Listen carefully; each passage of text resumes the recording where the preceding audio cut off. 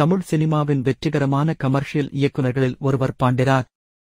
பசங்க படம் மூலம் தனது பயணத்தைத் தொடங்கிய அவர், கடைக்குட்டி சிங்கம், நம்ம வீட்டுப் பிள்ளை போன்ற படங்கள் மூலம் ரசிகர்களின் மனதில் இடம் பிடித்தார். ஆனால் 2022ஆம் ஆண்டு வெளியான எதற்கும் துணிந்தவன் எதிர்பார்த்த அளவிலான வரவேற்பை பெறாமல் இருந்தது. இந்த தோல்விக்குப் பிறகு தற்போது அவர் புதிய முயற்சியில் இறங்கியுள்ளார். விஜய் சேதுபதி மற்றும் நித்யா மேனன் ஜோடியாக நடிக்கும் தலைவன் தலைவி திரைப்படத்தை இயக்கி வருகிறார்.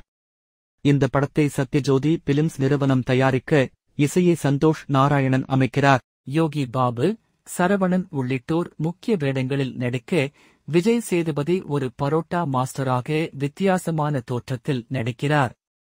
படத்தின் கிளிம்ஸ், வீடியோ மற்றும் முதல் பாடல் ஏற்கனவே ரசிகர்களிடையே பேசுபவையாக உள்ளன.